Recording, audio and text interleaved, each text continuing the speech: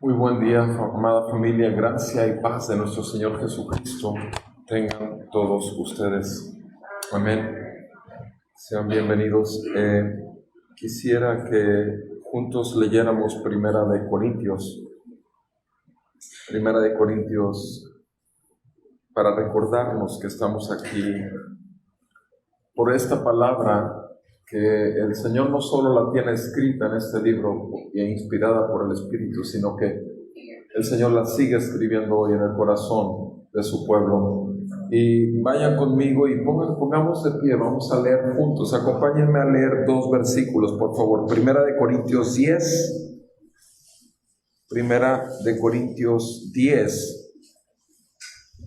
el 11 y el 12, quisiera que juntos leyéramos. 1 Corintios 10, 11 y 12.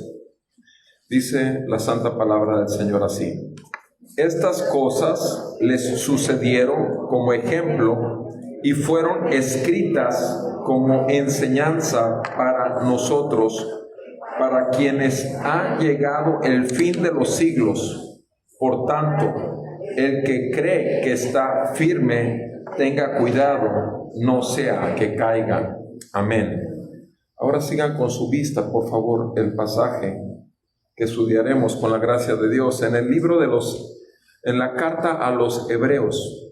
Carta a los Hebreos, por favor, capítulo 3. Carta a los Hebreos, capítulo 3.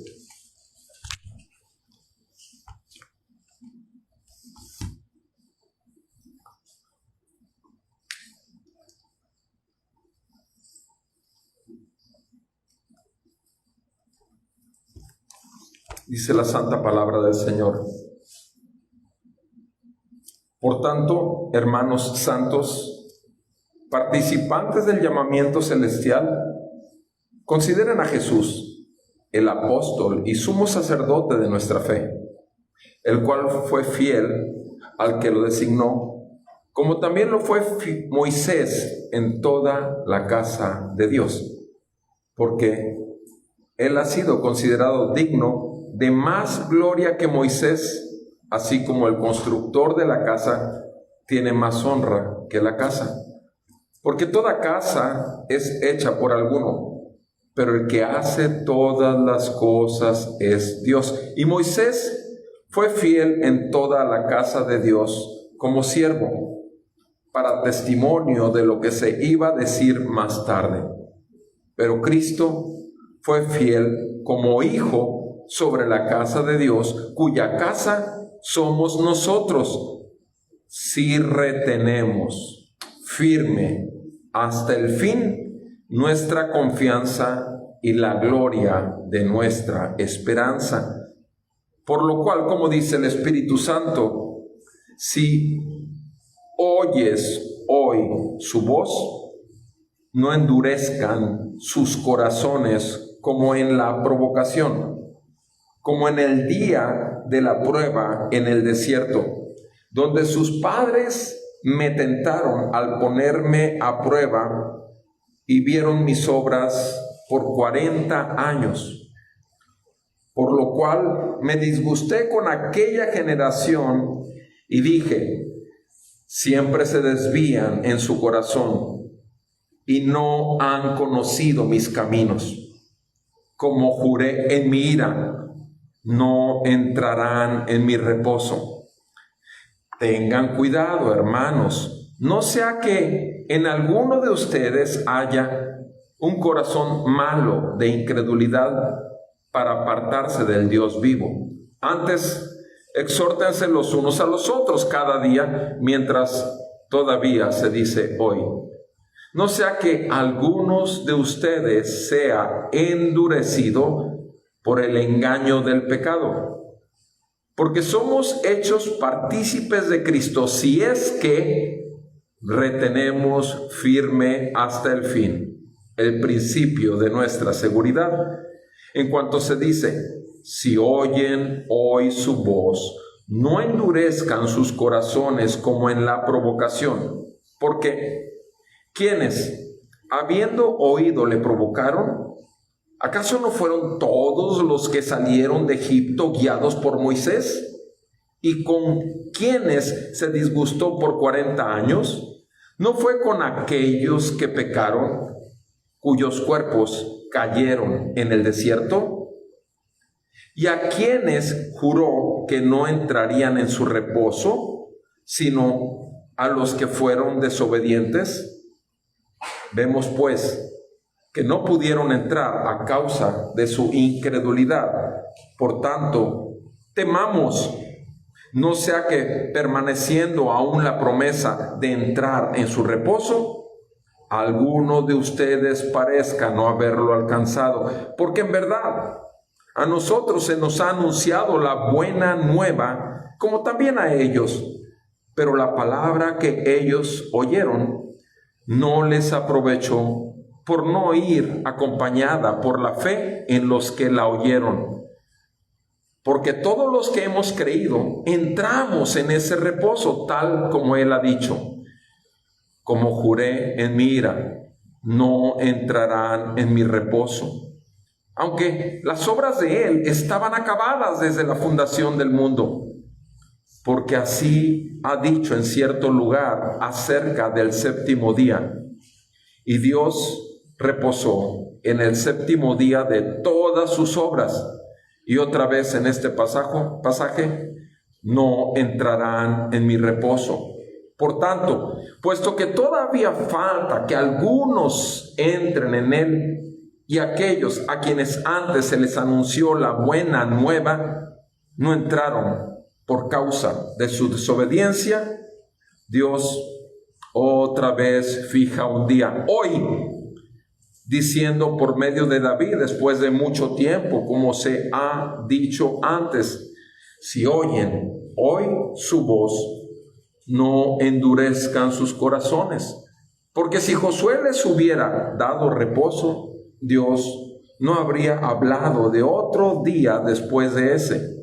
Queda, por tanto, un reposo sagrado para el pueblo de Dios, pues el que ha entrado a su reposo, Él mismo ha reposado de sus obras, como Dios reposó de las suyas. Amén.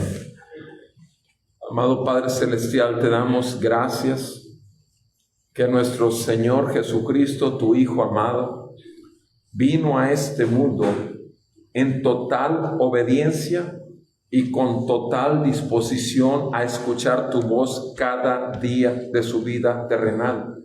Te damos gracias, Señor, porque en todo y por todo Él te obedeció. Te damos gracias, Señor, porque aún cuando fue llevado a aquella cruz, Él, como cordero que es llevado al matadero, no abrió Él su boca. Padre, fue a esa cruz a recibir el justo castigo de nuestra paz para contigo, puesto que todos nosotros hemos pecado y estamos destituidos de la gloria de Dios. No hay posibilidad alguna de ver tu rostro por nuestro pecado, pero te damos gracias que Cristo Jesús voluntariamente se ofreció como un sacrificio para que la ira venidera fuese apagada, será quitada de tu pueblo. Padre, nuestro Señor Jesucristo recibió a cuenta de Él nuestra maldad, nuestros pecados, nuestra condenación, nuestra culpa. Y tú, santo, santo, santo, Dios juez justo, fuiste también el que una vez descargado el castigo de nuestra paz sobre Él, nos justificaste en Él. Y la perfecta justicia que tú requieres en Cristo Jesús nos fue concedida e imputada a nuestra cuenta. No entendemos esto, Señor, pero es el brillo de la gracia de tu amor y misericordia que es en Cristo, porque nuestro Señor Jesucristo, la muerte no pudo retenerlo y resucitó al tercer día y ascendió a los cielos y reina como Señor y dador de vida sobre un pueblo santo apartado para ti. Ayúdanos, Señor. Ayúdanos a vivir cada día bajo el gobierno de nuestro Señor y Salvador Jesucristo. Y, Señor, sea la mentira de Satanás, el engaño del corazón y el mundo entero, Señor, totalmente exhibido ante la verdad de tu palabra, para arrepentimiento y fe, para conocimiento de pecado, justicia y juicio, y para salvación de tu pueblo en este mundo. En el nombre de Cristo Jesús y en el venidero, te lo pedimos, Señor. Amén y amén. Pueden sentarse, por favor, amados.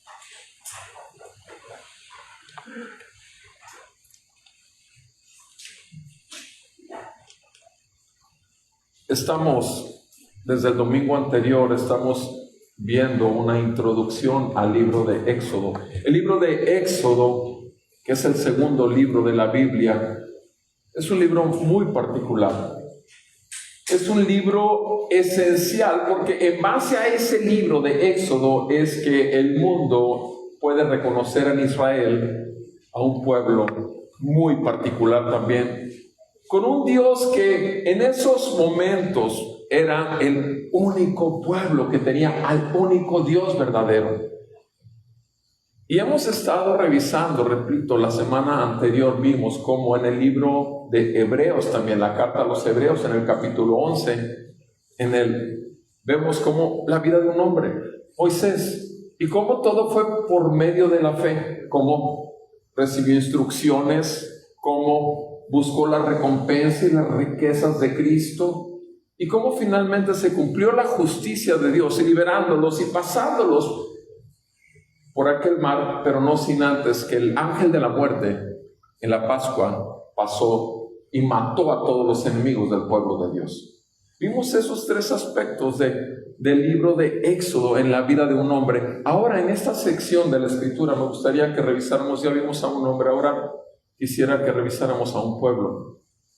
A un pueblo, ¿por qué? Porque el libro de Éxodo es un libro que habla de eso, habla de un hombre, habla de un pueblo, pero sobre todo habla de un Dios que tiene a ese hombre como el que salva a un pueblo, el que guía y dirige como perfecto juez y como rey sobre ese pueblo, pero también que intercede delante de Dios. Porque al final es un pueblo de Dios y Él solamente es el mediador.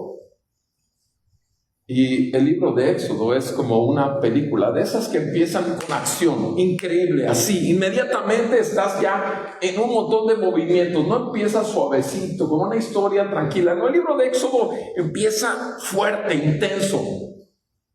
De repente un hombre decide matar a todos los niños recién nacidos varones. Así empieza el libro de Éxodo.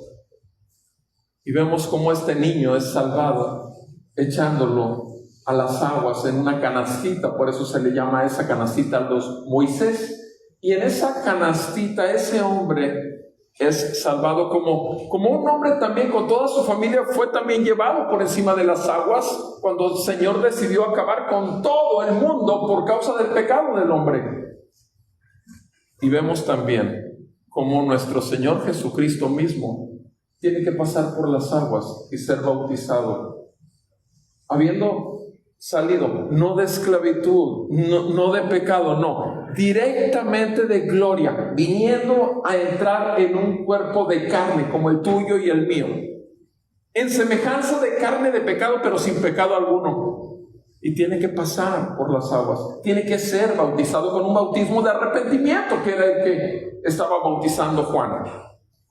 Y nuestro Señor Jesús, pasando las aguas, entra en un desierto, entra en un mundo que obviamente es totalmente enemigo de Él. Entra en un mundo que busca deshacerlo, destrozarlo, pero sin embargo Él hace una sola cosa: obedece en esos 33 años de vida a su Padre. Él es lo que hace. Cuando el pueblo de Dios fue sacado de la esclavitud de Egipto, lo cual trata ese libro de Éxodo, cómo el pueblo de Dios fue sacado de esclavitud, sacado de opresión y fue llevado al desierto que tenían que atravesar para poder llegar a la tierra prometida. El Señor tenía un pueblo para Él mismo. El Señor tenía un lugar muy especial, Canaán, a donde tenían que llegar. Pero antes tenían que atravesar por un desierto. Pero ya habían sido liberados. Pero ya habían visto ellos las grandes obras del Señor. Y el libro de Éxodo es un libro que empieza, repito, intenso, como un thriller. Y ahorita lo que estamos haciendo es como un panorama de la película. Como cuando tú haces un adelanto de la película, o esos cortos que te dicen más o menos de qué va a tratar la película. Y es tan intenso como, repito, cuando quieren matar al Salvador, a ese hombre, Moisés. Y después de eso nos encontramos cómo el Señor cambia las circunstancias y es salvado. Y aún ese hombre, Moisés, es llevado a vivir en palacio, es llevado a ser educado con gran conocimiento. Y después de eso, de pronto a los 40 años de edad, se da cuenta y se acuerda: pero si yo soy hebreo, ¿por qué están afuera del palacio todos mis hermanos? ¿Y cómo están ellos tan oprimidos, todos esclavizados, ignorantes? Y yo estoy como rey. Y a los 40 años Moisés decide ir y salvar a ese pueblo, a esos hermanos de él. Pero quiere hacerlo en sus propias fuerzas. Y obviamente se encuentra con un montón de problemas y obviamente termina huyendo al desierto. El propio Moisés tiene que pasar 40 años en el desierto. ¿Qué estaba haciendo en el desierto? Cuidando las ovejas de otro hombre. Eso, se dedicó a pastorear ovejas, porque tenía que practicar por 40 años lo que iba a tener que hacer próximamente en los siguientes 40 años, porque después de 40 años el Señor se le aparece. ¡Pum! Otra escena así, de culminación, de máximo. Una zarza ardiente, algo imposible en el desierto. Una hierba seca que no se consumía, estaba el fuego ardiente y Moisés está cuidando a los animales y de pronto se queda impresionado. La luz invade su ser y se acerca y el Señor le da un mandato y lo ordena ir a liberar a su pueblo. Y después de ir y liberarlo de una manera que él ya no se sentía capaz, a pesar de que él había salido con toda la conciencia de que era un Superman y puro cuento, se dio cuenta que no podía nada. Y ahora regresa humilde y le dice al Señor: yo no puedo. Y eso lo vamos a ir viendo en detalle. Pero Moisés, después de llegar y mostrar, ser instrumento de Dios para mostrar que no hay nadie como el Señor Dios del pueblo de Israel, con 10 tremendas plagas que vienen a destrozar a todos los dioses de Egipto, saca y libera a todo un pueblo.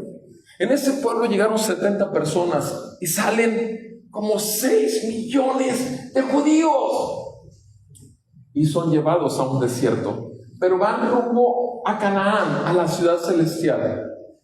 Y tienen que pasar ese tiempo en el desierto. No, era una distancia tan corta que algunos especialistas dicen que era un lapso de 3 meses, pero por causa de lo que acabamos de leer, tuvieron que dar 40 vueltas en el desierto y a Moisés le tocó pastorearlos.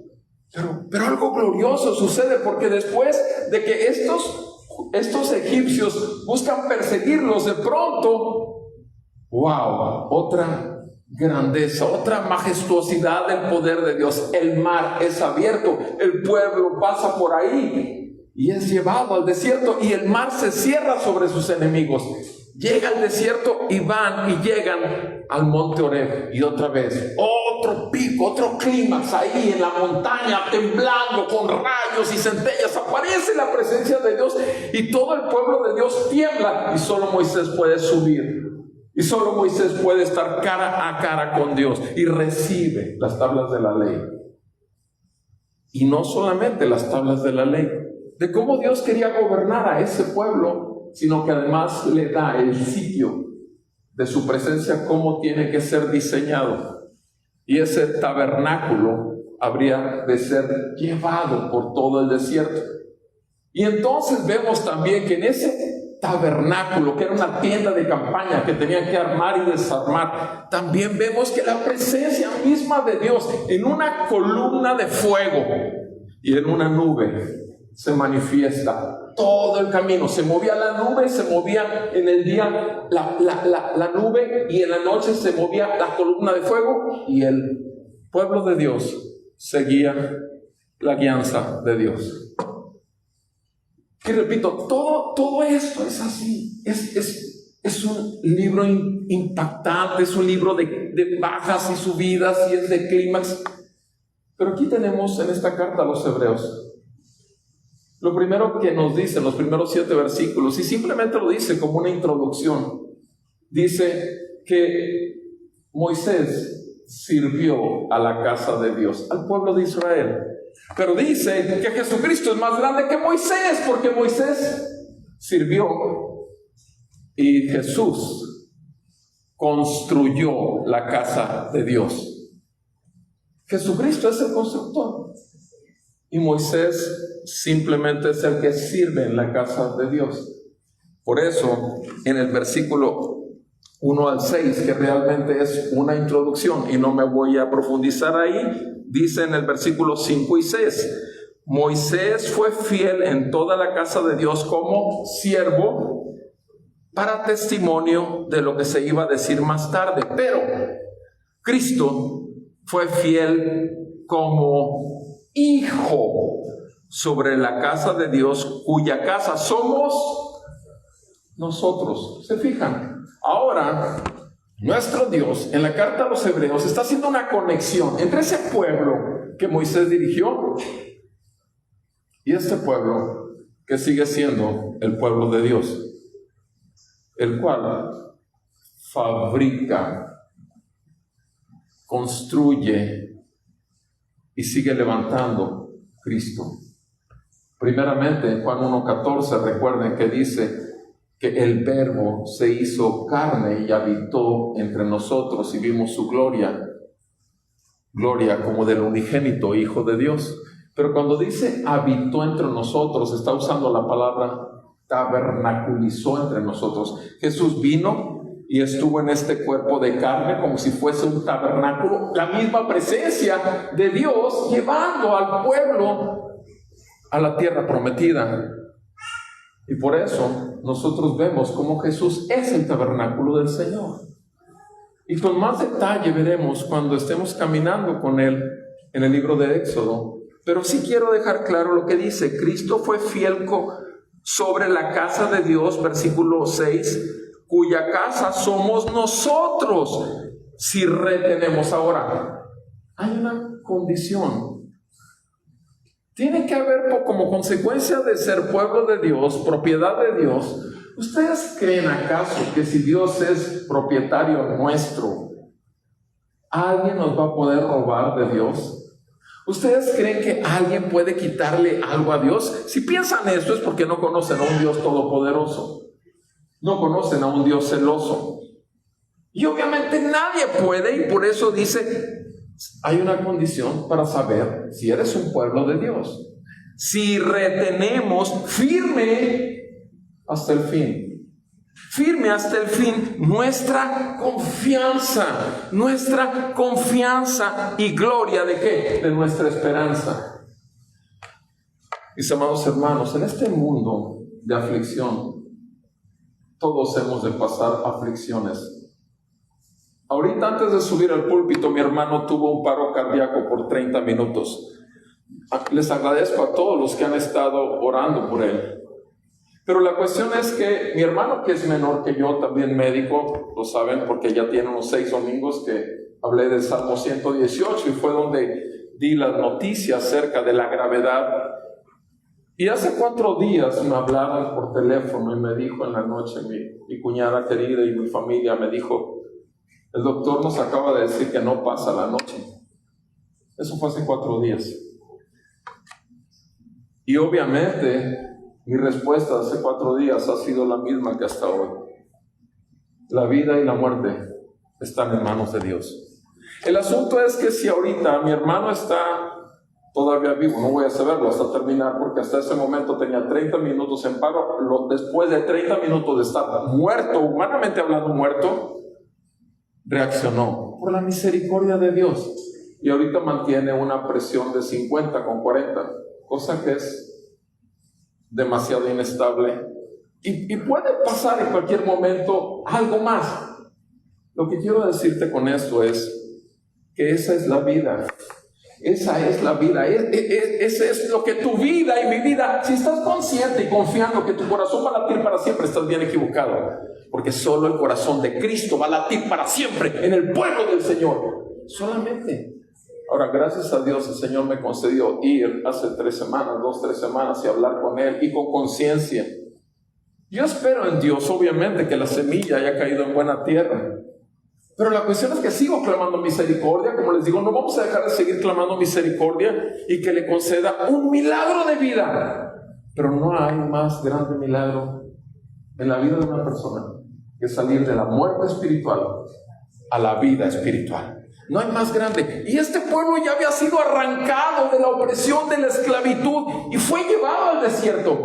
Ahora sí, vamos a ver ahí qué es lo que vemos en esta sección del 7 en adelante que leí. Lo primero que veremos es el corazón desviado, del versículo 7 al versículo 11. Lo segundo, el corazón endurecido, del versículo 12 al 19. Luego, en el versículo 1 al 5 del capítulo 4, el corazón incrédulo. El corazón incrédulo. Y por último, del versículo 6 al 10, el corazón desobediente. Un corazón desviado, un corazón duro, un corazón incrédulo y un corazón desobediente. Ahora, ve bien esto. Estoy hablando de un pueblo que ya fue sacado de esclavitud. Estoy hablando de un pueblo que ya fue liberado, que se quitó el gobierno del diablo, cuya figura es Faraón, que lo tenía controlado, oprimido y sacándole toda la vida al pueblo de Dios. ¿Durante cuánto? 400 años. 400 años. Y este pueblo es liberado por un Salvador. Moisés es una figura del que ha de venir, o del que ya vino y que ha de venir segunda vez. El pueblo de Dios, Moisés, figura de Jesús. Y obviamente aquí tenemos una situación. Si ese pueblo sale de la esclavitud del pecado, como tú y yo nos sacó el Señor, habiendo sido esclavos de nuestro pecado y que solo buscábamos hacer cosas para nuestra gloria, habiendo sido sacados, y nos ha mostrado el Señor que este mundo es un mundo de mentira, que gobierna el padre de la mentira y que pone un montón de engaño en la gente, y el mundo sigue con los deseos de los ojos, los deseos de la carne y la vana gloria de la vida, como dice Primera de Juan. Porque así nacemos, así crecemos. Nacemos muertos, crecemos muertos, entramos en una religión y simplemente vivimos la religión que se acomode a nuestra vida muerta. Y nos volvemos unos religiosos increíbles que hay que ir a pagarle cada domingo en misa a Dios lo que nos dio toda la semana. Y nos volvemos religiosos. Ahora el punto es ese, el punto es que si ya el Evangelio te fue proclamado, si te fue anunciado ya realmente las glorias de Cristo, que Cristo vino al mundo para salvar a pecadores, y no pudiste entender las buenas noticias de que estás bajo el juicio de Dios, a menos que te des cuenta que eres un pecador, que Dios es santo y que la ira de Dios está sobre ti, a menos que vengas a un arrepentimiento y confianza, fe, descanso, reposo en la obra completa de nuestro Señor Jesucristo. Si no ocurre esto, no ocurrió nada en tu vida, como vamos a ver que ocurrió en este pueblo. Porque lo primero que vemos ahí en el versículo 7 dice, por lo cual, como dice el Espíritu Santo, fíjense quién es el que habla, el Espíritu Santo. ¿Ustedes creen que habló en ese tiempo? Sigue hablando hoy el Espíritu Santo. Es Dios con nosotros. Es Dios el que atraviesa tu conciencia. Es Dios el que te hace ver qué mal estoy y cuánto perdón necesito. Como dice el Espíritu Santo, si oyes hoy su voz, no endurezcan sus corazones como en la provocación, como en el día de la prueba en el desierto. Ahora, aquí hace la comparación con un día, el día de la prueba en el desierto, donde sus padres le hablan al pueblo de Dios sus padres me tentaron al ponerme a prueba y vieron mis obras por 40 años. ¿Qué pasó? ¿Qué fue lo que pasó? Vean conmigo esta misma palabra en el Salmo 95, por favor. Salmo 95 dice la palabra del Señor. En el Salmo 95, que es donde toma esta escritura el escritor de Hebreos, dice en el versículo 8: no endurezcan su corazón como en Meriba, como en el día de Masaj en el desierto. Ahora, ese día de prueba que menciona el salmista ya está siendo aquí un poquito más claro qué día fue. El día de Masaj, el día de Meriba, cuando sus padres me tentaron, me probaron, aunque habían visto mis obras. Vieron cómo Dios acabó con Faraón y liberó al pueblo. Y sin embargo, cuando su corazón es probado, tentaron a Dios en ese día, en el día de Meriba, de Masaj. Dice versículo 10: después de ese día, durante el camino del desierto, y por causa de ese día, es que tuvieron que caminar 40 años en lugar de 3 meses. Por 40 años me repugnó aquella generación. Ahora, tú puedes oír la palabra me repugnó aquella generación de un lado. O sea, a mí me repugna este pueblo que saqué de Egipto. O puedes verlo del otro lado. Me repugna que Dios me haya sacado para comer este pan. Me repugna que Dios me saque por esta arena en el desierto. Me repugna. Me repugnó. Era el corazón del hombre rechazando totalmente y desviándose. En lugar de estar enfocado con un corazón agradecido y quebrantado y contristado y humillado durante todo el viaje, se la pasó repudiando a Dios. Me repugnó aquella generación y dije, versículo 10, es un pueblo que se desvía en su corazón y no conocen mis caminos. Por tanto juré en mi ira, ciertamente no entrarán en mi reposo. ¿Qué pasó ese día? ¿Cuál fue la prueba? Éxodo capítulo 17. Éxodo capítulo 17, vamos a ver cuál fue la prueba. En Éxodo 17 nos dice la escritura. Éxodo 17. Dice: toda la congregación de los hijos de Israel marchó por jornadas desde el desierto de Sin, conforme al mandamiento del Señor, y acamparon en Refidim, y no había agua para que el pueblo bebiera. No había agua para que el pueblo bebiera. Entonces, ¿qué hizo el pueblo cuando no había agua? Contendió con Moisés y dijeron a Moisés, al que los había librado: danos agua para beber. Y Moisés les dijo: ¿por qué contienden conmigo? O sea, es tu Salvador. Es el que te libera, es el que rompe las cadenas, es el que quita el juicio de Dios sobre tu vida, bajo el cual todo hombre ha sido puesto desde que nace, porque nace en pecado. Ese es nuestro Salvador Jesucristo, es la figura de Jesús. Y sin embargo, se ponen estos todavía: damos agua para beber. Y dice Moisés: ¿por qué contienden conmigo? ¿Por qué tientan al Señor? Te voy a decir algo. En los momentos más oscuros de tu vida, en este mundo de aflicción, en momentos en donde sientas que estás en el desierto y tengas sed, si tú te pones a recibir esa sed como una prueba de tu fe y confías plenamente en que Dios será el que satisfaga tu fe, has pasado la prueba. Y si tuvieras que morirte de sed, bendito sea el Señor, bendito sea su nombre, porque hasta ahí, ese era tu tiempo. Pero sin embargo, esa prueba del corazón, y obviamente eso lo encontramos en Deuteronomio. En Deuteronomio el Señor dice: yo los hice pasar para probar su corazón, para que ustedes se dieran cuenta de lo que había en él. El llevarlo por el desierto fue para que la gente se diera cuenta cómo está uno. Eso es lo que hace Dios con su palabra. Nos viene aquí y nos ventanea, como dicen, nos alumbra, nos ilumina las áreas de vida que no conocemos de nosotros mismos, y cuando las vemos, o nos aterrorizamos o simplemente decimos, ahí te ves para la otra, y seguimos jugando a la religiosidad. Vamos a cumplir con ir a la congregación, cargar la Biblia, hacer la faramaya de que somos lo que no somos realmente. Y obviamente estamos bajo el juicio de Dios y la ira venidera, y no entraremos en su reposo si esa es la postura tuya. No entrarás porque tu corazón se va a desviar. En cualquier situación adversa, tú vas a querer resolver la situación en vez de que Dios la resuelva. Y estos hombres empezaron a pelear con Moisés. Y dice, versículo 3, el pueblo tuvo allí, estamos en Éxodo 17:3, el pueblo tuvo allí sed, y murmuró el pueblo contra Moisés y dijo, fíjense lo que dijo de Moisés, ¿por qué nos has hecho subir de Egipto para matarnos?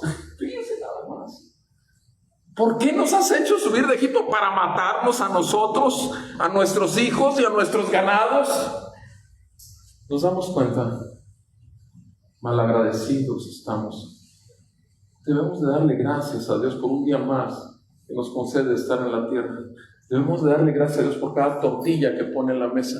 Debemos de darle gracias a Dios porque tenemos la oportunidad de ver a otra gente y servirla. Debemos de darle gracias a Dios. Moisés lo que hizo fue servir al pueblo que lo estaba maldiciendo y que lo estaba acusando. ¡Nos sacaste para matarnos de sed! A nosotros y a nuestros hijos y a nuestros ganados. Versículo 4, y clamó Moisés al Señor. Ya les dijo a ellos, ¿por qué hacen esto? Ahora clama al Señor, porque al final de cuentas no es el pueblo de él. Él solo hizo una cosa, obedecer a su Dios. Por eso fue a sacarlos del desierto. Clamó al Señor diciendo, ¿qué haré con este pueblo? Créanme que esta oración muchas veces la he hecho yo con algunas ovejitas de aquí que son más cabritos que nada. Y repito, ¿qué haré con ovejita, mi hermano? Quiero considerarlo mi hermano. Pero nada más veo que es una cabra más de esa diabólica como las que ponen cabezas de cabra en las casas de los hechiceros. Así es. No le veo más que los cuernos. Pero no soy Dios, así que tengo que suplicar misericordia por las cabritas también. Porque yo no soy juez. ¿Qué haré con este pueblo? Un poquito más y me apedrearán. Y el Señor le dijo a Moisés, pasa delante del pueblo y toma contigo a algunos de los ancianos de Israel y toma en tu mano la vara con la cual golpeaste el Nilo. Al golpear el Nilo, uno de los milagros que hizo fue convertir todo el río que alimentaba a los animales de Egipto y a las personas de Egipto, lo convirtió todo en sangre con un golpe de la vara. Todo el río se convirtió en sangre y se quedaron sin agua. Ahora toma esa misma vara y le recuerda, ya hice un milagro a través de ti con la vara en el Nilo. Pasa delante del pueblo. Le está dando seguridad. Moisés es inseguro, como así debe ser todo hombre de Dios. Tenemos que estar conscientes de nuestra incapacidad. Cada día que me presento aquí, yo tengo total conciencia de mi imposibilidad de hacer algo útil para el reino del Señor.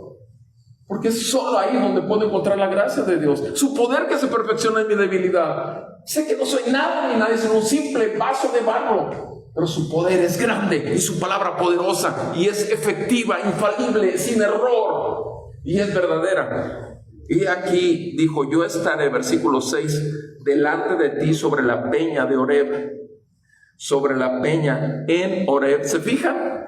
En Horeb. Y golpearás la peña y saldrá agua para ella, para que beba el pueblo. ¿Dónde? En Horeb, el monte de Horeb. ¿Qué iba a pasar en Horeb más adelante? Truenos y centellas y las 2 tablas de la ley. Pero ahorita vamos a calmar su sed, vamos a darle agua. Aquí está el monte, aquí está la roca, golpéala. Le dice, tú vas a salir, golpearás la peña y saldrá agua para que beba el pueblo. ¿Y qué hizo Moisés en presencia de los ancianos de Israel? Hizo eso, golpeó la peña. Versículo 7. Y puso aquel lugar el nombre de ¿qué? Masaj. ¿Qué significa Masaj? Prueba, porque estaba siendo probado el corazón del pueblo. Y Meribá. ¿Por qué Meribá? Porque es pelea, pleito, contienda. Mesach y Meribá, por la contienda de los hijos de Israel y porque tentaron al Señor diciendo: ¿está el Señor entre nosotros o no? ¿Y qué pasó? ¿Qué ocurrió cuando golpeó la piedra? ¿Qué pasó? Obviamente brotó agua y la sed del pueblo fue satisfecha. ¿Saben? Hubo una piedra también que fue golpeada. Y no fue Moisés el que la golpeó, fue Dios. Si lees con detenimiento, y lo hacemos cada domingo en la tarde cuando tomamos Santa Cena, en Isaías 53 dice que quiso Dios quebrantar a su Hijo por causa de nuestros pecados. Jesucristo es la roca, la piedra de nuestra salvación, la roca de nuestra salvación, y fue golpeado y brotaron fuentes de agua viva que vinieron a calmar la sed que ninguna de las riquezas de este mundo jamás va a poder satisfacer. Todos los placeres del mundo que me puedas decir, nada como el Señor calmando nuestra sed. Mis amados, volvamos a nuestro texto, por favor, en Hebreos capítulo 3, dice el Señor ahí en el versículo 9: sus padres me tentaron al ponerme a prueba y vieron mis obras por 40 años, por lo cual me disgusté con aquella generación. Les dio lo que querían, pero sin embargo el disgusto ya lo habían causado. ¿Por qué? ¿Qué fue lo que dijo el Señor? Siempre se desvían en su corazón. Siempre se desvían en su corazón. Un corazón desviado. O sea, el Señor nos desvió camino a la muerte eterna y nos dirige ahora a nuestra Canaán, la ciudad celestial, nuestra Jerusalén celestial. Vamos camino a Canaán. Estamos caminando en un desierto. El desierto tiene muchas cosas terribles para el pueblo de Dios, pero sin embargo sabemos que aquí somos peregrinos y extranjeros.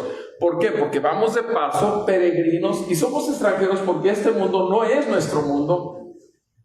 Cuando uno va a morir, un cristiano verdadero se goza ante el momento de saber si el Señor le concede la gracia de poder ver su gloria hasta el último momento, se goza. ¿Por qué? Porque para mí el vivir es Cristo y el morir es ganancia. Porque ya terminamos en este valle de aflicción, ya pasamos por el desierto y llegamos a esa ciudad que el Señor ha conquistado para nosotros con su vida, su muerte y su resurrección gloriosa. Y ahí veremos al Cordero de Dios esperándonos con los brazos abiertos y con las huellas de lo que causó nuestra maldad sobre él. Mis amados, un corazón desviado. Ese pueblo salió en una dirección y sin embargo, en lugar de ir en dirección recta, fue desviado por 40 años dando vueltas porque su corazón se desvió. Ahora se desvían y se ponen a dar vueltas en el desierto por 40 años. Tengamos cuidado. ¿Por qué? Porque eso nos puede pasar a cualquiera. Tengamos cuidado. ¿Por qué? Porque lo que necesitamos en este mundo como creyentes verdaderos es paciencia. Paciencia. Necesitamos creer en el Señor, esperar en el Señor y que el Señor resuelva las situaciones que para nosotros nos parecen imposibles. Tenemos sed, esperemos en el Señor. Tenemos hambre, esperemos en el Señor. Tenemos enemigos que nos asedian, esperemos en el Señor. Eso es la prueba de un corazón que está dispuesto a ¿qué? ¿Qué dice el Padre nuestro? Padre nuestro que estás en los cielos, santificado sea tu nombre. Santo, santo, santo eres tú. Venga tu reino y hágase tu voluntad. ¿Qué le estás diciendo? Si no me quieres dar de tomar agua, no me des. Si no me quieres dar de comer, no me des. Si me quieres que me llegue un cáncer, que me llegue. Si quieres que mis enemigos me aplasten y me metan un tiro aquí, que me dé. Hágase tu voluntad en la tierra de la misma manera que se hace en el cielo. Pero qué bonito repetir la palabra sin tener ningún sentido ni conciencia, porque el espíritu mismo de la palabra está totalmente fuera de uno. Es más cómodo hacer repetideras y rezos. Es más cómodo repetir un montón de palabrería y pensar que entre más rezos y más palabrería Dios te oye más. Y es una mentira del diablo. Esa es la religiosidad. Como es religiosidad también nada más venir con la Biblia, cargar la Biblia y hacer la farmacia de que eres lo que no eres. Si tú sabes que eres un hijo del diablo, tú estás practicando el pecado, sabes que lo estás haciendo, el Señor también lo sabe. ¿A quién vas a engañar? Ahora, si vienes aquí y no aprovechas la oportunidad de que te arrepientas de tus pecados y te vuelvas a Cristo y que descanses en Él y que te humilles delante de Él, yo no soy tu juez. Yo no soy juez de nadie. Yo mismo soy un pecador arrepentido, salvo por gracia, y que sigo mi camino por el desierto. Mis amados hermanos, necesitamos estar, repito, conscientes de que debemos hacer morir lo terrenal en nosotros. Tenemos que hacer lo que dice Colosenses 3, del 1 al 5, poner nuestra vista en las cosas del cielo y no en las de la tierra. Tenemos que hacerlo porque ya no pertenecemos al mundo y ya no vamos a estar satisfechos realmente con lo que nos encontremos a lo largo de la vida, sino es Cristo y todas sus riquezas en gloria, Cristo y toda su abundante gracia, Cristo y toda su presencia manifiesta donde quiera que estemos, Cristo. Mis amados, ese es nuestro corazón, es un corazón que fácilmente se desvía y que continúa diciendo el escritor a los Hebreos, versículo 11: juré en mi ira, no entrarán en mi reposo. ¿Sabe una cosa? Esta advertencia es terrible y se repite. Tú sabes cuántas veces se repite ahí, porque lo has oído mucho igual que yo. Esa es la promesa. Sigue desviando tu corazón y no entrarás en el reposo. Sigue confiando y sigue aterrizado en las cosas del mundo y no entrarás en el reposo, porque no has puesto tu confianza en aquel Moisés que vino a salvar a su pueblo. Jesús, el verdadero Moisés, el verdadero intercesor, el verdadero salvador, el verdadero Rey y Señor, el verdadero proveedor. Ahora vemos que no solamente es un corazón que tiende a desviarse, también vemos que además en la prueba fallamos. Ahora nos encontramos con dureza del corazón. ¿Qué es lo que dice ahí en el versículo 12? Tengan cuidado. ¿Qué es tengan cuidado? Es una advertencia. Tengan cuidado, hermanos. No sea que en alguno de ustedes haya un corazón malo de incredulidad. ¿Para qué? Para apartarse del Dios vivo. Antes, exhórtense unos a otros mientras todavía se dice hoy. O sea, mientras todavía puedas escuchar el hoy, es que estás vivo aquí en la tierra. Pero llegará el momento que ya no estés aquí en la tierra. Ahorita voy a volver a hablar con la familia como está Reynosa. Así, hermano, sigue en el hoy. Hoy ya no está en el hoy. No es cuestión mía. Es la voluntad de Dios la que se va a hacer. Amo a mi hermano, amo a mi mamá, amo a mi familia. Sé que esto rompe, quebranta. Pero también sé que no tienen una roca firme en donde estar parados porque no conocer la verdad te engancha en mentiras y engaños y eres esclavo otra vez. Dios nos libre, amados. Cuidado con ese corazón malo de incredulidad para apartarnos del Dios vivo. Versículo 13. Antes exhórtense unos a otros mientras se diga hoy. No sea que algunos de ustedes sea que endurecido. ¿Cómo se endurece el corazón de un creyente? La práctica del pecado. Entonces un creyente puede practicar pecado. Sí puede. Y llega el momento que está tan duro como una roca y simplemente la ira de Dios está sobre él. Cuando nosotros tomamos Santa Cena en la tarde, ¿qué es lo que hacemos?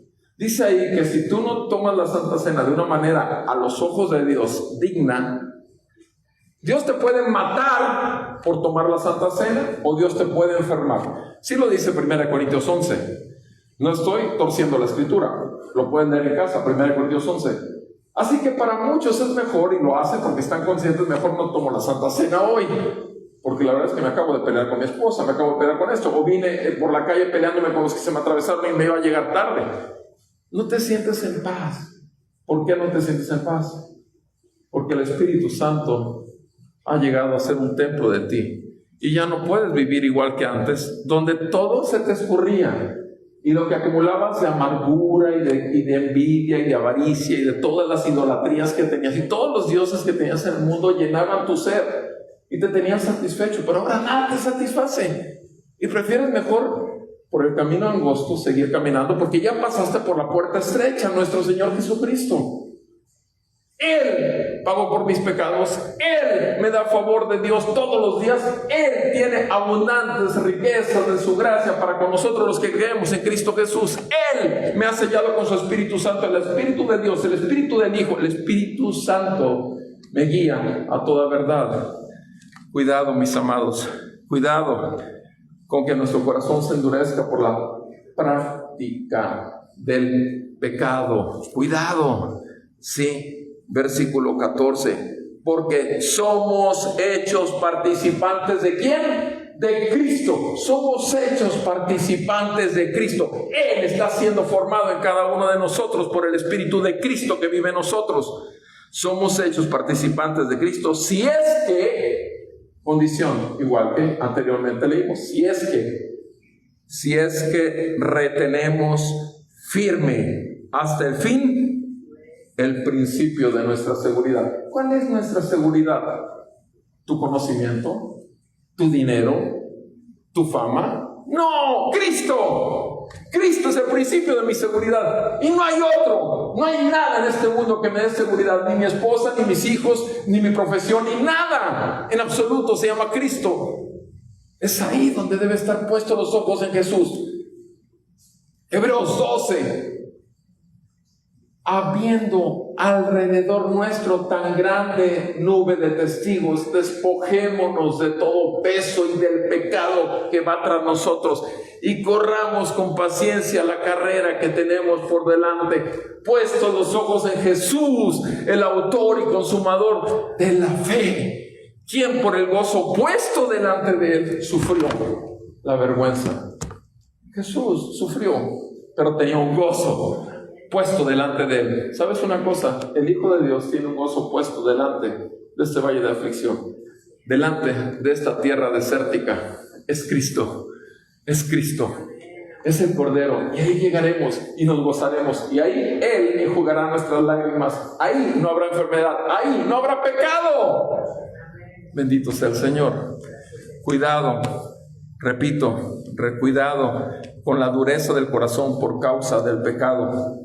Versículo 16, porque quienes, habiendo oído ya, lo provocaron, ¿acaso no fueron todos los que salieron de Egipto guiados por Moisés? O sea, pareciera como que imposible. O sea, ¿cómo es posible que alguien que es quitada las cadenas y se pone a ir contra el que lo liberó? Solamente el hombre necio, insensato es el que hace esto. Y versículo 17, ¿y con quienes se disgustó por 40 años?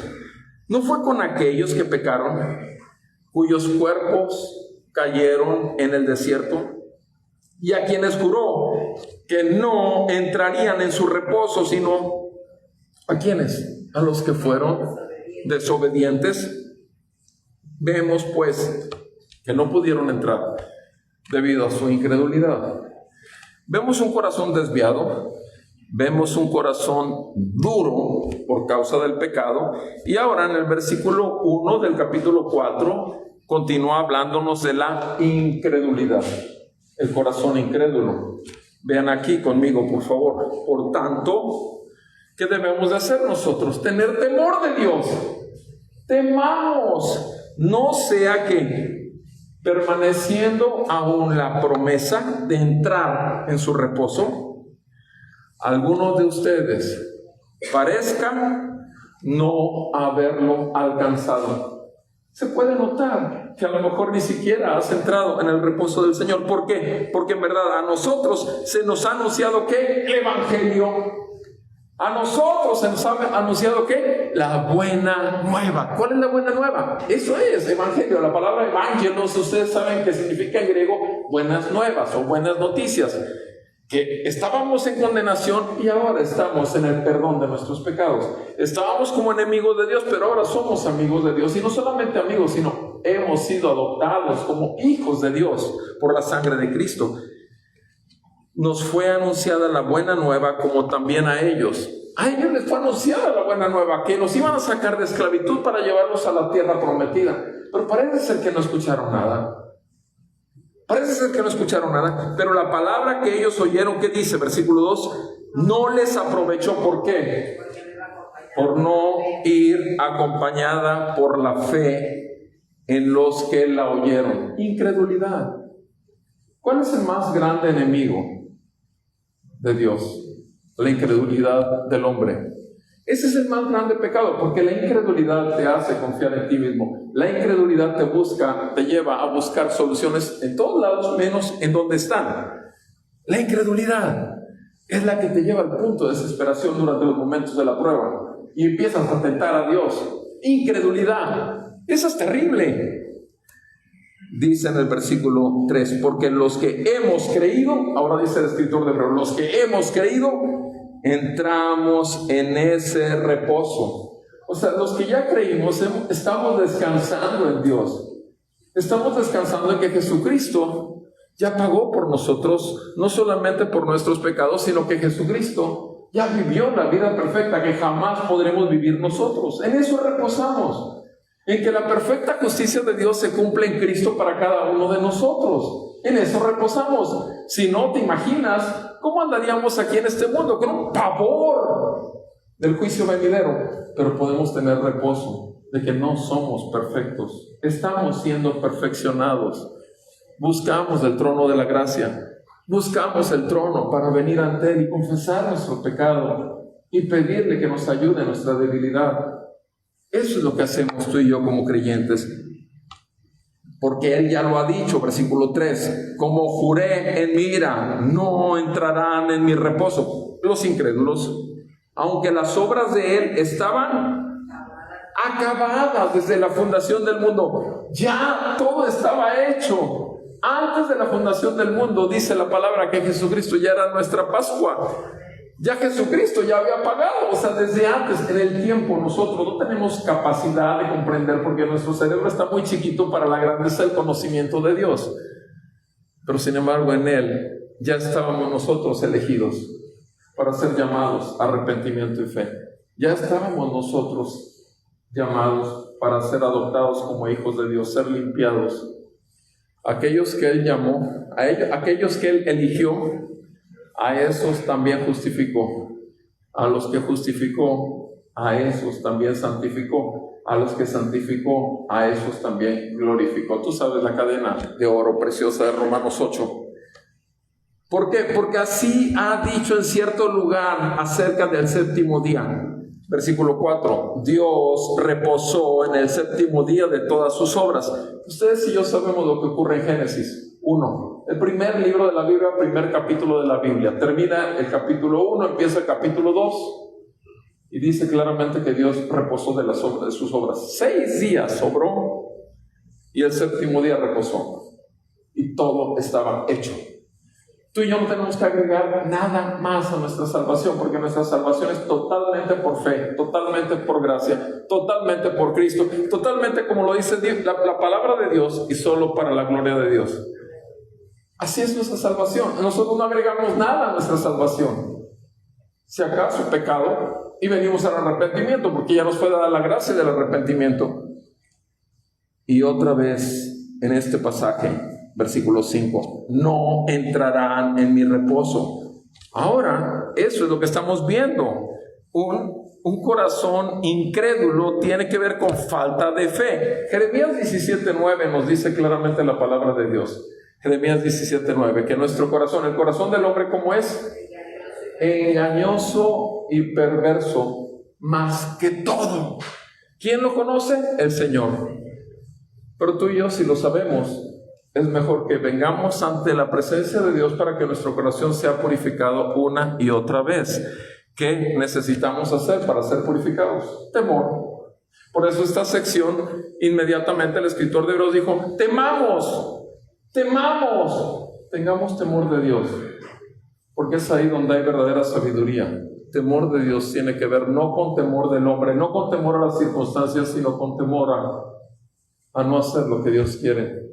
Porque si somos creyentes, lo que buscamos es una cosa: que se haga su voluntad y que no se haga la mía. temor de Dios, un corazón incrédulo. Y por último, en el versículo 6 al 10, un corazón desobediente. ¿En qué consiste? Lo estamos viendo aquí en el versículo 6. Por tanto, puesto que todavía falta que algunos entren en ese reposo que Dios ofrece, ciertamente falta. Por eso es que el Señor no ha venido todavía, porque todavía hay algunos que son esclavos del pecado, esclavos de Satanás y esclavos del mundo, y hay que ir por ellos. Hay que seguir hablando la palabra y las buenas nuevas de salvación y perdón de pecados para los pecadores, para que vengan en arrepentimiento y fe y descansen de sus propias obras y sus propias justicias, en la justicia perfecta de Cristo. Todavía falta que algunos entren en Él, y aquellos a quienes antes se les anunció la buena nueva, o sea, el Evangelio, no entren por causa de ¿qué? De su desobediencia. Pareciera que no entran por causa de su desobediencia. Es un corazón desobediente. Eso es el problema con nuestro corazón. Es desobediente, busca sus propios caminos. Versículo 7. Dios otra vez fija un día, o sea, extiende un poquito más la misericordia y dice otro día, hoy. Dios otra vez fija un día, hoy, diciendo, por medio de David, después de mucho tiempo, como se ha dicho antes, si oyen hoy su voz, no endurezcan sus corazones, porque si Josué les hubiera dado reposo, Dios no habría hablado de otro día después de ese. Queda, por tanto, un reposo sagrado para el pueblo de Dios. ¿Cuál es? Cristo. Cristo es nuestro reposo. ¿Qué celebramos cada domingo? El día de reposo. ¿Qué celebramos? Que Jesucristo resucitó en un domingo de resurrección. Y Él vive y reina no solamente en el trono, sino en el trono de nuestro corazón, que ha llenado con las riquezas de su brillo, de su gracia. Su luz ha iluminado todas nuestras tinieblas. Y cada vez más nos hace ver lo grande que es Él y lo poca cosa que somos verdaderamente. Y en tanto que sigamos viendo su grandeza, podemos buscar y tomar de las abundantes riquezas de su gracia, su poder que se perfecciona en nuestra debilidad. Versículo 10. Pues el que ha entrado en su reposo, en Él, en su poder, Él mismo ha reposado ya de sus obras, como Dios reposó de las suyas. Mis amados, necesitamos oír. Un corazón desobediente es un corazón que no está dispuesto a oír. Un corazón desobediente es un corazón que va a agarrar de la Biblia lo que le guste. Va a buscar los pasajes preferidos. Va a querer oír a sus predicadores preferidos, los que le hablen lindo, los que le digan, no hombre, tú eres lo máximo, mira que tú. Cuando te acerca a ti una cita y dice, Dios te bendice, porque ahorita yo soy la presencia misma de Dios y yo te bendigo, entonces Dios te bendice. ¿Qué atrevimiento? Bendiciones de parte de Dios, o Dios te bendiga es una cosa, pero el Dios te bendice es parte de todas las arrogancias que el hombre de la iglesia ha hecho. Es que yo tengo que declarar que mi hermano ahorita es levantado de los muertos. ¡Aleluya! ¡Qué arrogancia! Que Dios perdone a su iglesia, que Dios perdone a los que son su pueblo y que han sido engañados por falsos pastores, por falsos maestros, por falsos profetas, por falsos. Porque el buen pastor de las ovejas sigue teniendo cuidado de su pueblo. Y su pueblo llega ante Él contrito y humillado. No llega con arrogancias y con presunciones, porque todo lo que tenemos es de Él, en Él y para Él. Termino diciendo lo que dice el siguiente versículo. ¿Qué dice el siguiente versículo? El 11. Por tanto, por todo lo que ya dijo el escritor de Hebreos, por tanto, ahora sí, y viene la receta. Esforcémonos por entrar en ese reposo, no sea que alguno caiga siguiendo el mismo ejemplo de desobediencia. ¿Por qué? Porque la palabra de Dios es viva y es eficaz, y más cortante que cualquier espada de dos filos, penetra hasta la división del alma y del espíritu, de las coyunturas y los tuétanos, y es poderosa para discernir los pensamientos y las intenciones del corazón. Y no hay cosa creada oculta a su vista, sino que todas las cosas están al descubierto y desnudas ante los ojos de aquel a quien tenemos que dar cuenta. Dios tenga misericordia de su pueblo y salve a su pueblo. Que Dios siga edificando la casa del Señor Jesucristo, que es su iglesia. Y vean conmigo el versículo 5 del libro de Judas, antes de orar. Judas capítulo 5. Dice así: ahora quiero recordarles, aunque ya definitivamente lo sepan todo, que el Señor, habiendo salvado al pueblo de la tierra de Egipto, el Señor, no dice Moisés, ¿verdad? El Señor, habiendo salvado al pueblo de la tierra de Egipto, destruyó después a los que no creyeron. Dios nos salve. Padre, te damos gracias, porque si estamos aquí es porque todavía soy. Es grande tu misericordia, Señor, porque todos hemos pecado contra ti. Una y otra vez, aún tu pueblo hemos fallado, nuestro corazón se ha desviado, ha sido engañado. Hemos querido volver al viejo hombre, pero ya no podemos más, Señor. Tú eres nuestro más grande tesoro, tú eres el principio de nuestra vida. Tú eres nuestro mayor gozo, el gozo de nuestra salvación y vida eterna. Ayúdanos, Señor, por favor, concédenos el no ser, el que no quites tu Santo Espíritu de nosotros, que no seamos nosotros, Señor, como estos que se quedaron tirados en el desierto. Ten misericordia y salva a tu pueblo, Señor. Ven y trae nuevamente, te lo suplico, mi Dios, para todos nosotros, arrepentimiento de pecados y fe, confianza de que Jesucristo es nuestro reposo, y por tu Santo Espíritu podemos confiar en ti. Que nuestro corazón sea de carne para que tú sigas escribiendo tu palabra. Que nuestro corazón siga siendo inclinado a obedecer en todo momento, porque tú pones en nosotros el querer como el hacer, y que Jesucristo sea exaltado en medio de tu pueblo. En el nombre de Jesús te pido esto, Señor.